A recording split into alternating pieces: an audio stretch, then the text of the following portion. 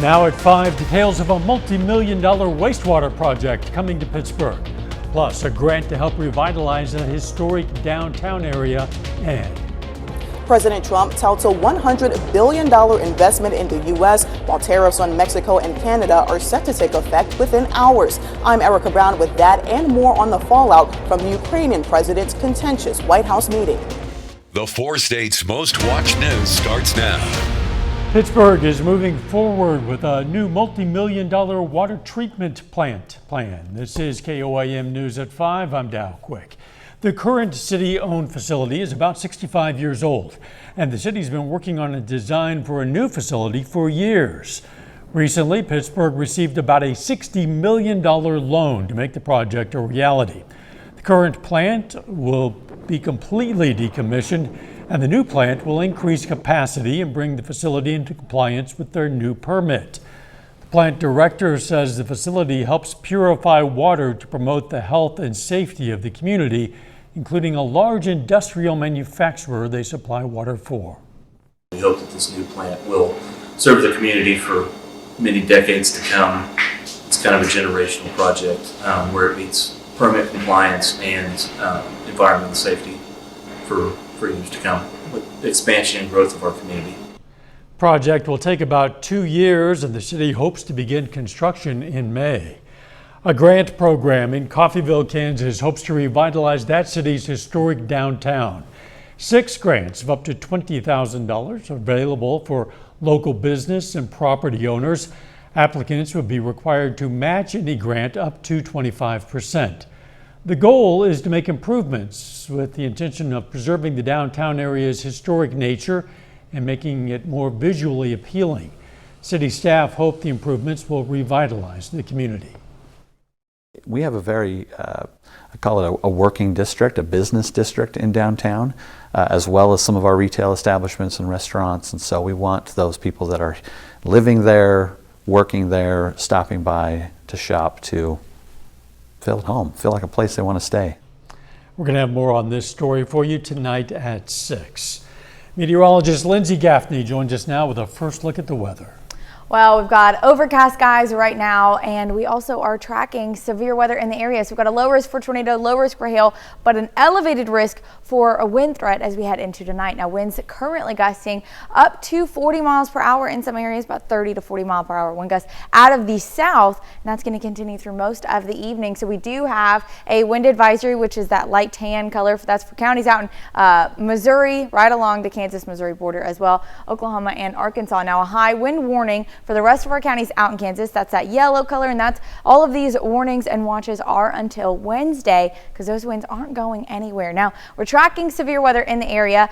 You can see where our front is right along those clouds. Those storms have not quite yet fired off. They will be over the next several hours. You can see where our spike after 11 p.m., but by 7 to 11 a.m. in the morning is where our main line of thunderstorms will be moving through the Joplin metro. But I'm going to have a full look at those details coming up. See you soon. Tornado season is here, and Kansas and Missouri are observing severe weather preparedness week from today to March 7th. Emergency management teams will be promoting safety throughout the week with an emphasis on different weather disasters each day. You see them here.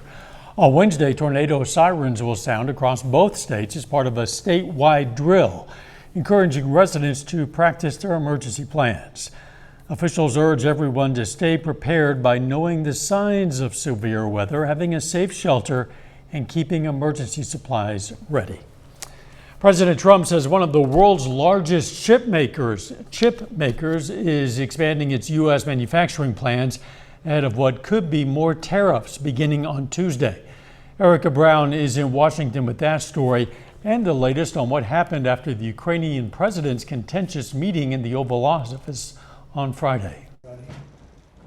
President Trump announced plans for the Taiwan Semiconductor Manufacturing Company to invest $100 billion in U.S. chip manufacturing. TSMC makes roughly 90% of the world's advanced computer chips, the kind needed for the artificial intelligence race. This is a tremendous move by the most powerful company in the world.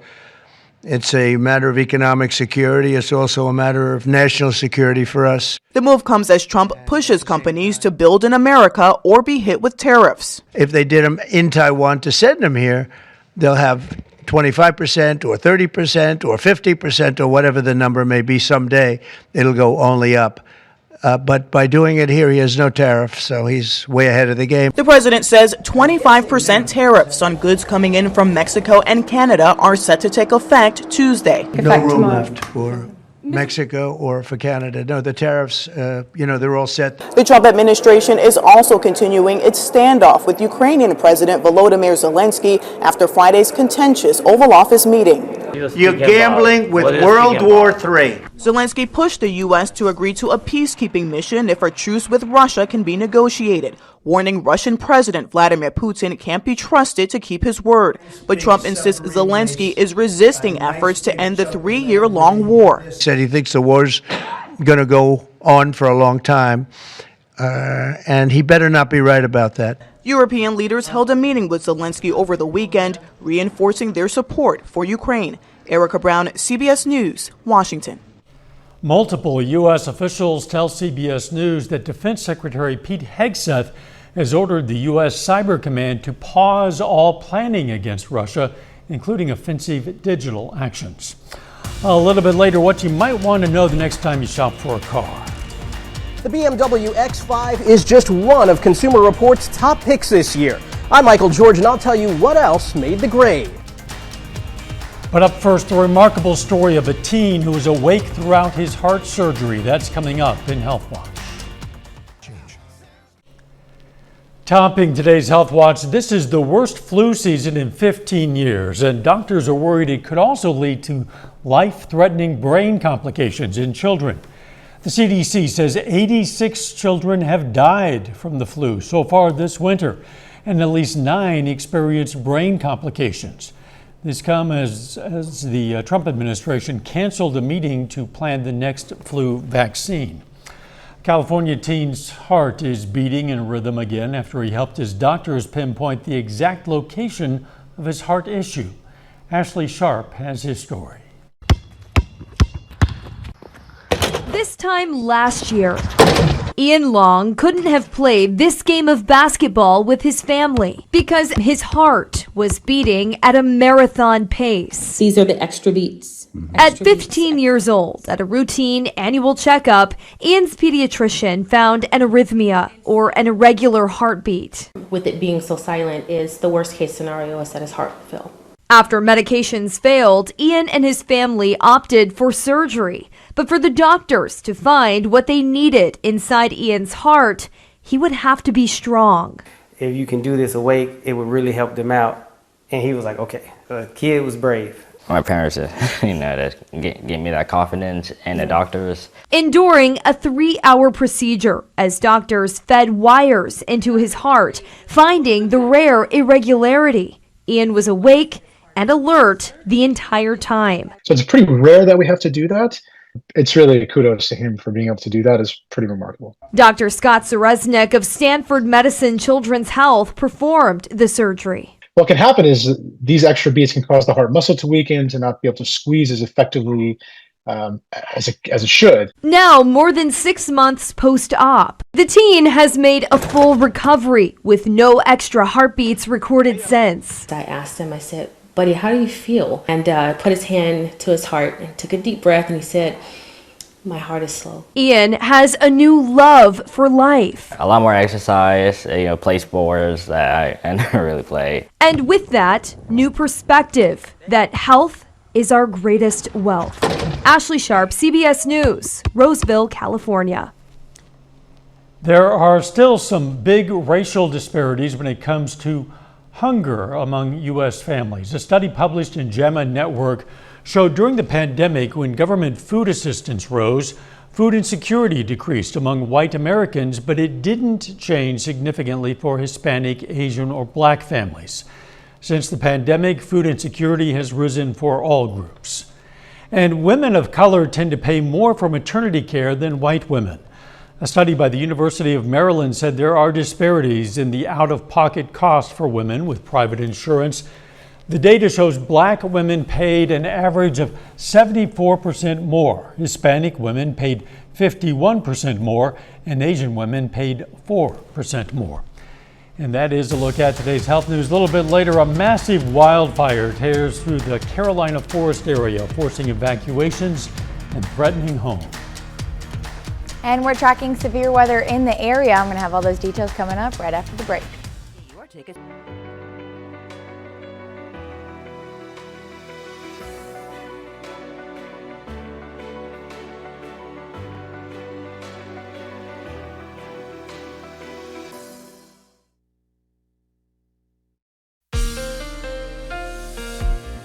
Well, it is our first night of potential severe weather, so let's go ahead and take a look outside Indigo Sky Casino and Resort. You can see we've got overcast skies out there.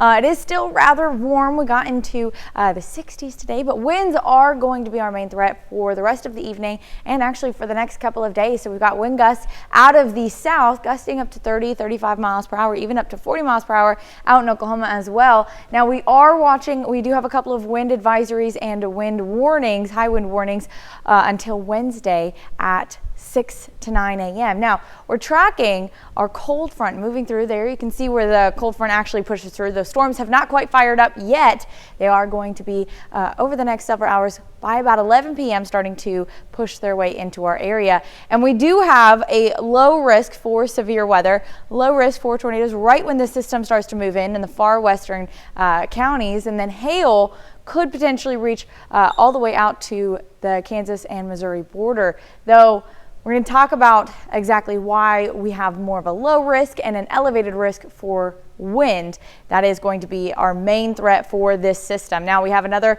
severe risk for tomorrow for those storms that continue to push through in the early morning hours on Tuesday. It is still a low risk, though elevated down in the southern counties, Benton County out there in Delaware County as well. Now, like I said, though, winds are our main threat for tonight. And as you know, winds can be just as damaging as any tornado. So we are seeing winds gusting out of the south ahead of the front that moves through 30 to 40 miles per hour through the evening. There's our front and our rain kind of pushing into the area. This is 4 a.m. on Tuesday. So we're still seeing some pretty strong wind gusts ahead of that rain line, storms line. And then behind it, winds more out of the west southwest. Now that's going to continue, but our low wraps around and we have winds coming out of the north as we head into Tuesday evening. That also brings a few more thunderstorm chances through early afternoon on Tuesday and into early evening. Now winds behind the front push through northerly winds 50 to 55 miles per hour wind gusts. That's going to continue again through Wednesday, which is why our threat extends all the way to Wednesday.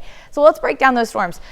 Through this evening, 11 p.m., we're going to start to see the line of storms pushing through. Now, if you take a look over at Springfield area, you can see a couple pop-up thunderstorms. Now, we have a cap on the atmosphere in our area, which means there's a layer in the atmosphere that's going to kind of stop all of this rising air, which means thunderstorm potential and any supercells may not get what they need to really spike. Now, we are going to continue to watch those storms ahead of that main line, but right now, not a big threat. We're watching this line of storms moving in about 1 to 2 a.m. in the far western counties. Starts off rather strong, where we could see potential for a few spin-up tornadoes, especially where we've got that low risk in our far western counties. It does start to push in and expand. It kind of falls apart as it moves into the area. Parsons all the way up to Yates Center, Veneta by about 5, 6 a.m. Then hitting more of our more populated areas, Pittsburgh, Joplin area, Miami, and Nevada about 8 a.m., which is right when everyone's making their way out to school, out to work. So you can see that threat will continue to push out.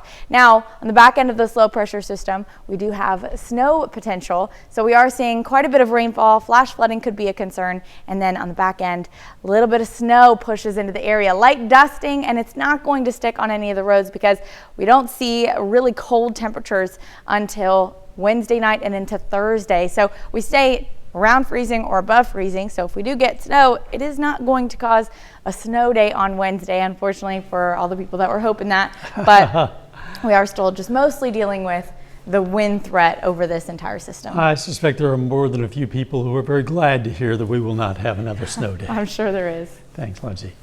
Flames tore through the Carolina forest area of South Carolina last night, threatening homes, forcing evacuations. Footage captures the fire raging just feet from homes, as you see. Despite the intensity of the wildfire, Officials confirmed no structures were lost and no injuries were reported. Evacuated residents have since been allowed to return, but first responders will remain in that area for an extended period. Consumer Reports names their picks for top cars and SUVs. That's coming up.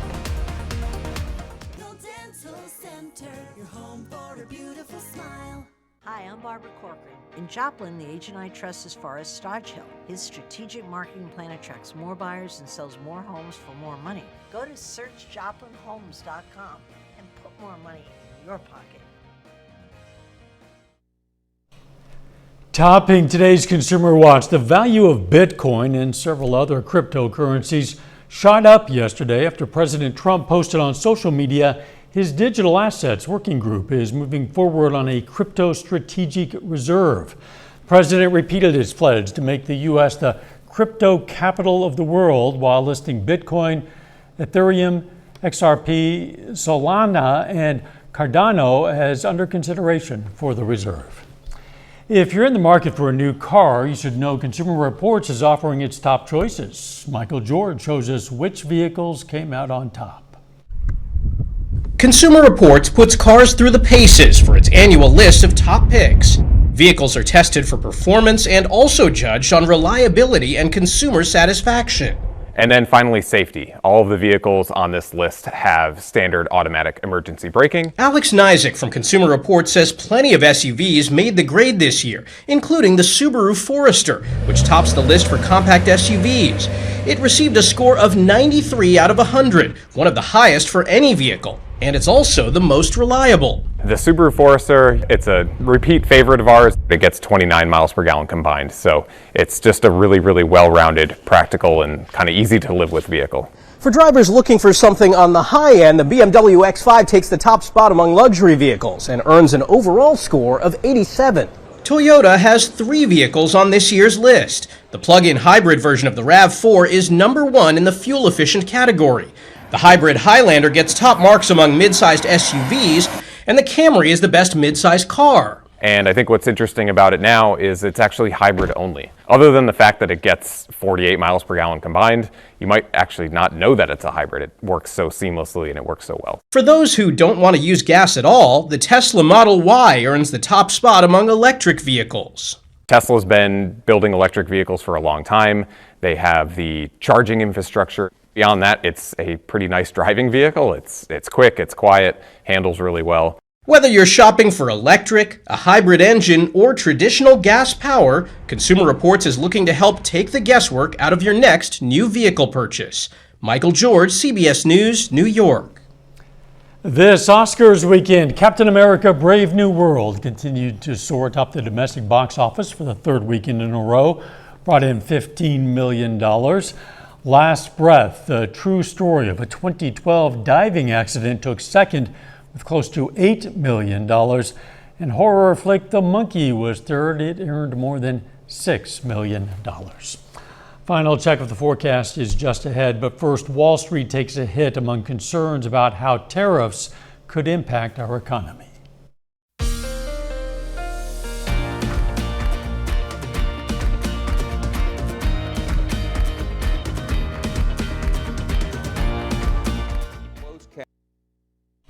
Up next on the CBS Evening News, an up-close look at the cost of the cuts across the federal government to the workers, plus the financial markets buckle ahead of the new tariffs.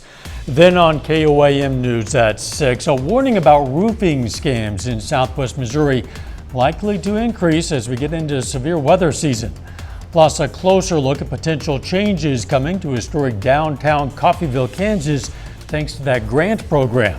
And the Pitt State softball team finally gets to play their first home game of the season. Stay with us for the CBS Evening News and then KOAM News at 6.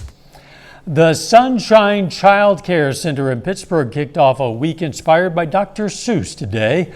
The Learning Center says it's planned a week filled with activities taken from some of the author's popular books. The center started the event with a nod to the book One Fish, Two Fish, Red Fish, Blue Fish by encouraging everyone to wear red and blue. It's just kind of about getting them engaged with the reading. So the children love when others come out and read to them. And so sometimes they'll sit on their laps, or they sit next to them, or they'll sit across from them, and that just kind of helps promote them to read along with them. The PSU football team got in on the Dr. Seuss tribute by reading to the kids at the center today. A lot of fun for the kids and for the team members as well, I'm sure. Some possibility of some storms ahead. Well, that's coming a little quicker than most expect. Tonight, actually, by 11 p.m., storms start to move into the western counties. Severe threat doesn't end, though, until tomorrow morning. See you right back here at 6. Let's be careful out there and make it a great evening.